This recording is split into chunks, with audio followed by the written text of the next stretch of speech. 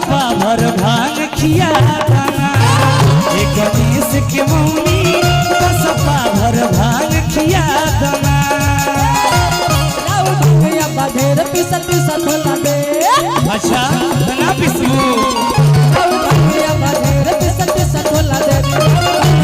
ढेर पिसल पिसल होला दे। ढेर पिसल पिसल होला दे।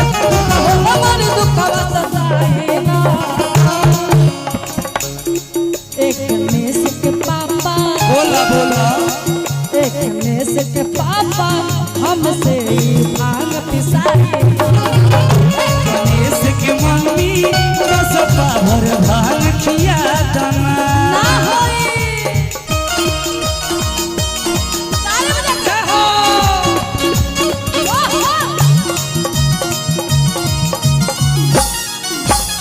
एक गणेश के मम्मी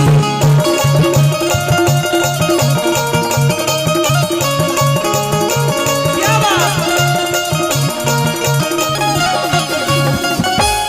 हो नहीं खाई बखोवा मलाई मिसरी अच्छा नहीं भुनिया के चितुआ के स्वाद बिसरी नहीं खाई बखोवा मलाई मिसरी नहीं भुनिया से चितुआ के स्वाद बिसरी सुना बतिया हमारे ये न भावे जवाना ये काल के बारे में सुना बतिया हमारे ये न भावे जवाना अपना सामने से जल्दी हटा दाना काहे एक गणेश की मम्मी बोली ना एक गणेश की मम्मी सपा भर भांग खिया दाना एक गणेश के मम्मी सपा भर भांग खिया दाना और भंगिया बधेर पिसल पिसल होला दे। अच्छा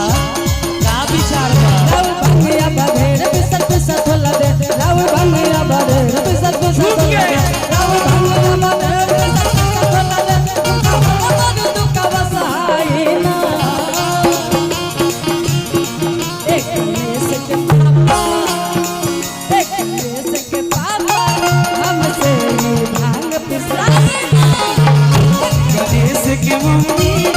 सपा भर भांग खिया दाना जय शिव शंभो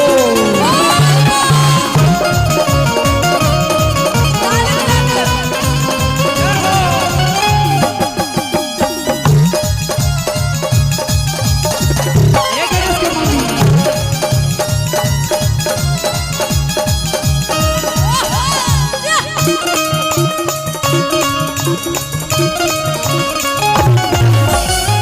चाहे राज होई चाहे होई नाराज अच्छा मने ना पिसबू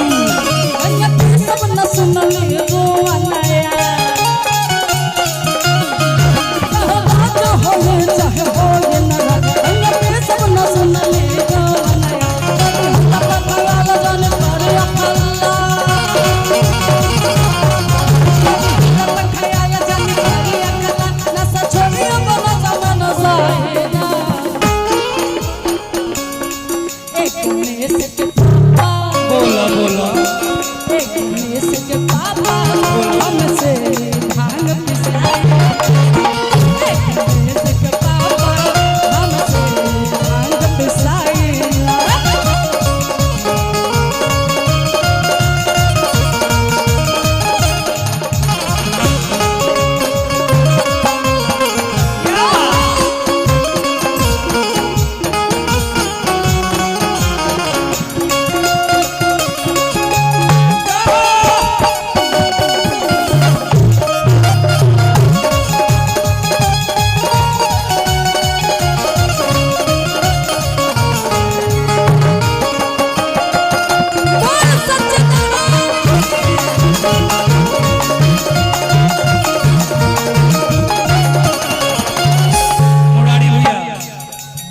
पिसाई कि ना पिसाई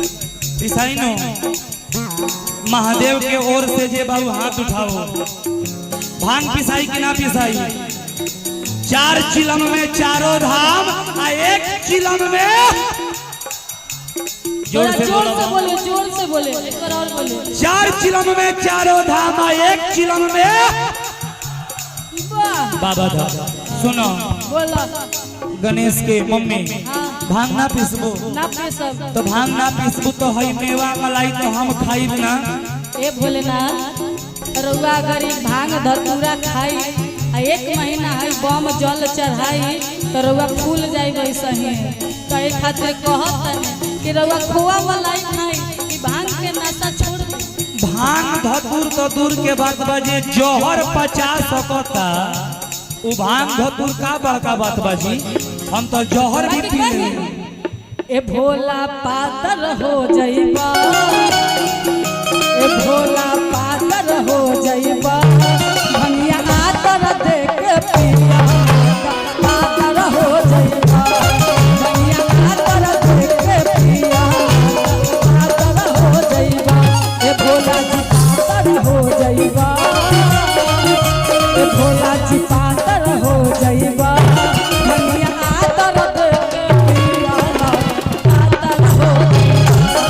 भनिया आतर देख के पिया देखो तहार बात मानल भी हमार धर्म बा हमार कर्तव्य बा। हाँ। हम मने भांग पियम तो पातर हो जाए तो ठीक बा। भांग जब पी के हम पातर हो सकतनी तो मोटाए खातिर हम गांजा पी सकतनी। अच्छा भंगिया न देबू तो गांजा मला ना हो आ काम मेहनत के कौवा ई जल्दी कला अच्छा आ खोज के ने बचिलम लेके आवा मारी दम आ बस 4 चिलम भर के थमा दाना 12 बरली में गाजा बनवली नो ताली बजा दी एक बार महादेव खतीरा ए गणेश के मम्मी बोली ना अच्छा भनिया न देबू तो गाजा माला मेहनत के गंगाई जल्दी कला अच्छा भनिया न देबू तो गाजा माला मेहनत के गंगाई जल्दी कला खोजा के बचला लेके आवा मारी दो खोजा के बचला लेके आवा मारी दो हम 4 चिलो भर के थमा दाना एक गणेश के मम्मी एक गणेश के मम्मी छोड़ा भाग तू गाजा पिया एक गणेश के मम्मी छोड़ा भाग तू गाजा पिया गणेश के पापा हमसे ही भांग पिसाई एक गणेश के मम्मी छोड़ा भाग तू गाजा पिया गणेश के मम्मी छोड़ा भाग तू गाजा पिया गणेश के मम्मी छोड़ा भाग तू गाजा पिया छोड़ा भाग तू गाजा पिया छोड़ा भाग तू गाजा पिया ना पिसाई ना पिसाई ना पिसाई पिसाई पिसाई हमार बम लोग हार गइल बा ना तो बोले पिसवा सच्चे दरबार।